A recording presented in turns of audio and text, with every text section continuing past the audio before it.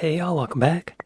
Today we're checking out how Golden Brown saved the Stranglers. Golden Brown is one of the Stranglers' most recognisable songs, but did you know that their record label intentionally tried to bury it? Now, if they'd had their way... Y'all, I've never heard Golden Brown. I don't think I've heard the I feel like maybe I've heard the name The Stranglers. Is there some other song that they've done that I may have heard? Because it does not seem familiar to me. Show me on Apple Music. There they are. Top songs, Golden Brown, Peaches, Always the Sun, Golden Brown, Strange Little Girl. Have you heard that? No.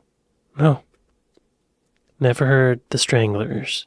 I maybe have heard their name in one of these videos, but I don't know who they are. I don't know who he's talking about. The Stranglers' most recognisable songs, but did you know that their record label intentionally tried to bury it? No? Now, if they'd had their way, the Stranglers might have faded away into obscurity. Instead, this surprise hit revived their career and brought these punk but not punk rockers back into the spotlight. They were punk. Today, okay. We're looking at Golden Brown, how it saved the Stranglers and its hidden double meaning. If you love classic rock history like me, make sure to subscribe and join our pack. Brown. At the end of the 70s, the Stranglers were a shadow of their former glory. Okay. The end of the 70s. I was thinking maybe they were around in the 60s. Okay. The end of the 70s. They're a punk band. Okay. I have watched a few videos about punk, and I guess that's where they came. Having formed and gained success earlier that decade, they'd hit what you might call a slump. They'd built a following in the burgeoning punk scene occurring in pubs all over Britain at the time. Nice. But they've always refuted being punks. We were a soft rock when we started, a soft rock band, and then slowly the songs got tougher and tougher because the audiences got tougher.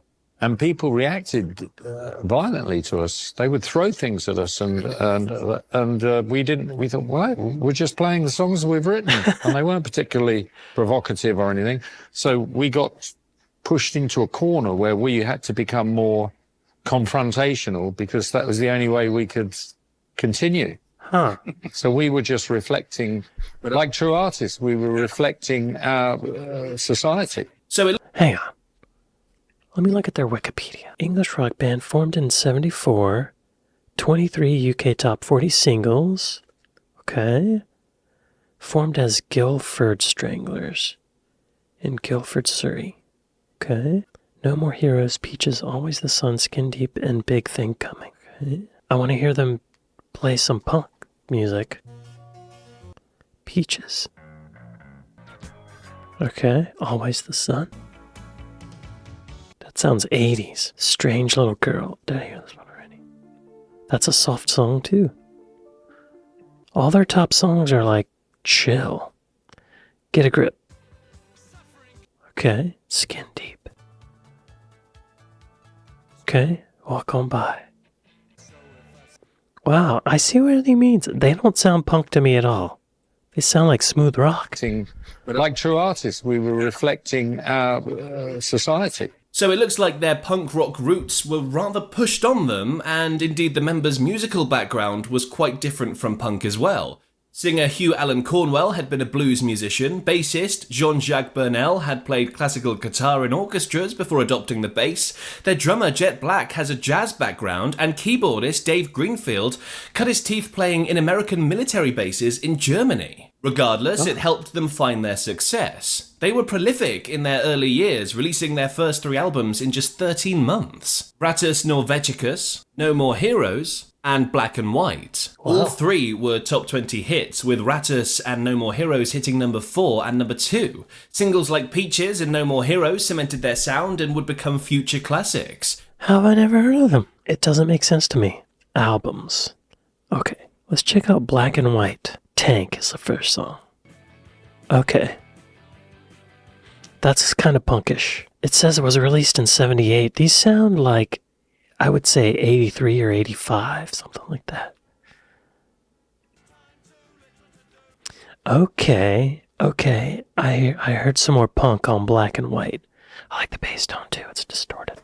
Things carried on at this pace for a few years with the band touring and doing well, but change was on the way. In the late 70s, the Stranglers started experimenting with lots of different sounds, bringing in more complex structures and themes. And this actually went well for the band, which is rare when a band changes its approach so dramatically. 1979's The Raven went to number 4, so they probably thought themselves untouchable. But then, it went a bit wrong. You took heroin for a year. Did we? You did. You took a drug for a year to aid your creative process. Do you think, looking back on it now and looking forward, you're still musicians, you're still touring, that was a wise thing to do for your music or for yourselves? Well, it was a wise thing to get out of it. I mean, To stop, you mean to stop taking heroin? yeah, we got out of it. Yeah, to stop it, to be able to stop it. But yeah, we thought it would help the creative process, and the end result was an album which I personally am still very proud of. It was called The Gospel According to the Men in Black, which was a bit of a failure in commercial terms, but. It was a very experimental album, and we were in a fortunate position to be able to experiment, because a lot of people had commercial pressures on them to follow up a previous success if they'd had one. Now, I think it's worth mentioning. Yeah, I want to hear it. I want to hear this H-word inspired music. 1981. Waltz in Black. Weird. Creepy. Oh, that's terrifying. There's little, like, elves laughing, just like nothing on earth.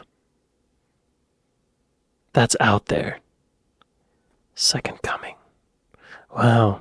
Okay, I listened to some of the first 3 tracks, and yeah, I could see it sounds really experimental, but brilliant. Now, I think it's worth mentioning that although he calls it a bit of a commercial failure, the album still hit number 8. But yeah, the experimental concept album wasn't as well received, and ultimately didn't do well with critics or their future bosses. See, in '79, industry giants EMI Records had absorbed United Artists Records, and the Stranglers along with them. The big bosses at EMI weren't a fan of the Stranglers and their punk scene, or their new sound, and effectively wrote them off. When the band brought Golden Brown to them in 1981, the reception was dismissive. They said punk was over, and we were finished. And then we forced them to release that record. They said it didn't sound like the Stranglers, and that you couldn't dance to it, etc. Now, this was far from the first time EMI rolled their eyes at a track that would go on to be a hit. Just a few years before, EMI had refused to put out a little song called Bohemian Rhapsody. Oh my God, can you imagine? Can you imagine?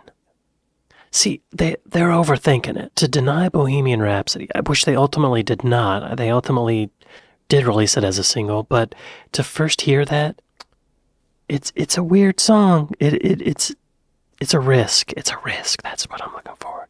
It's a risk, and it paid off. 4, EMI had refused to put out a little song called Bohemian Rhapsody as a single. Eventually they were persuaded, and the song did, well, quite well, shall we say. So maybe the guys in charge didn't have a great eye for what makes a good rock single. Anyway, Golden Brown was put forward as the second single for 1981 album La Folie. The first single, Let Me Introduce You to the Family, hadn't done great, and this rejection by EMI was damning. But let me hear that. Let me introduce you to the family. That's how I'm assuming it goes. Almost got the tempo right. Let me introduce you to the family. Weird. That's a strange song. Undeterred, the band stood firm by the single and the album. Eventually, the label agreed to release it right around Christmas. And of course, for weeks around Christmas, the only songs you're gonna hear on the radio are classic Christmas songs on repeat. Now, this was pretty clearly an underhanded tactic to have the song buried. They released it before Christmas, thinking it would kind of die a death. But it developed its own legs. As a result, it won an Ivor Novello Award that year. Wow. Happily for the band, and for us, it defied the... What's the Ivor Novello Award? Never heard of it. Actually, that sounds slightly familiar. Ivor Novello Award. The Ivor Novello Award. Prestigious British awards that honor contemporary songwriting and composition, recognizing creative excellence in the UK and Ireland. Very good. Way to go. As a result, it won an Ivor Novello Award that year. Happily for the band, and for us, it defied these misgivings and was a smash hit. It went on to number 2 in the UK, becoming their most successful Wow. hit out of nowhere, and is still a regular feature on radio shows to this day. It would have got to number 1, but Big Mouth Burnell decided to tell the press what it was about. And suddenly it was removed from all the playlists. And I said, thank you very much, you know. I would have waited till it got to number 1 and then said it. It actually pulled the album up with it as well, as the single was released after the album, in January, and wasn't looking to be going far. La Folie itself eventually went to number 11. Now, ironically, not a high placement compared to their previous successes, but it was enough to give the Stranglers a resurgence. We could do this with our eyes closed and make another 20 albums just like that, but that's going to be boring. So let's try to expand the universe. Well, they certainly managed that. I mean, Golden Brown is a far departure from their early work. Keyboardist Dave Greenfield was responsible for writing the main bulk of the music, and he definitely went a bit left field. It features a time signature used in waltz dancing, a heavy use of a harpsichord, certainly not an instrument associated with in-your-face punk bands, which I imagine was not an accident. It's also a funny tuning. It's pitched halfway between 2 tunings. Some believe this might have been done to help fit in with the harpsichord. There's almost no guitar to speak of as well, although Cornwell does play one in live shows. The whole melody of the song is carried almost entirely by Cornwell singing. And it's this singing that really brings this track together. His vocals are brilliant on this song, smooth and warm, and again, a long way away from the bark he sometimes adopted on older tracks. Golden brown, texture like sun, lays me down, with my mind she runs throughout the night. No need to fight, never a frown with golden brown. Now, despite Burnell's early blunder, the band tried to refute claims that the song was about heroin for years, probably worried about the song's image and it getting, well, cancelled. They claimed that the song is like an oral Rorschach test, which is a fancy way of saying that people will put their own meaning onto it and hear what they will. But in later years, he has admitted that the song is about heroin. It wasn't just punks who liked it. Your grandmothers liked it in the street. But what was nice about it is that it's very subversive, because one of the things it's about is about heroin. Yeah. So it's very nice to hear this song about heroin on the most popular show on radio, you know, with the family entertainment. So That's funny. In a way, it was more punk than anything else we'd done. And it's pretty easy to see in the lyrics, let's be honest. Every time, just like the last, on her ship, tied to the mast, to distant lands, takes both my hands, never a frown with golden brown. And in the next verse, the line, Through the ages she's heading west. now that's a reference to the famous opium trail that runs from east to west across Asia and the Middle East to Europe. However, he also said in that same interview that it was easy to get led astray by the romanticism of drug use, and that it was also a warning about heroin. Is this what he means with lines like tied to the mast and finer temptress? I guess you could see it, but he's also said it's not just about heroin. Golden Brown works on 2 levels. It's about heroin and also about a girl. Essentially, the lyrics describe how both provided me with pleasurable times. In his book, he claims that the girl in question was his girlfriend at the time, who was of Mediterranean descent, with a golden brown complexion. And certainly it's easy to see how you could spin that when you look at the lyrics again. Whatever the true meaning, there's something hypnotic about that vocal delivery and those waltzing keys, and it's endured as a classic ever since. And with its help, the Stranglers also endured. Hugh Cornwell may have left and Jet Black and Dave Greenfield have sadly passed away, but their legacy is still going strong. The band is still active, embarking on a 50th anniversary tour over 2024 and 25. Wow. They've released 18 albums and a load of live albums and compilations as well. And to think what saved them was a song that almost never got a chance. That's crazy. Y'all be sure to go to Music Mongoose and like and subscribe. When I first heard it, I assumed it was about beer, which seems really childish now that I know what it's really about. Let's hear it. Oh, there's a 7/8 bar in there. Okay, yeah. I hear the innuendo. They're still together. They're still making albums. That's impressive. What's their latest one like? This says 2021. Oh my gosh. Dark Matters. Water. That sounds really good. Great bass on these. In particular, that distortion. Wow. Okay, the Stranglers. I'm impressed. Way to go, guys. Way to keep it together, too. Wow. Well, I'd like to thank my patrons. I'd like to thank my Buy Me a Coffee folks.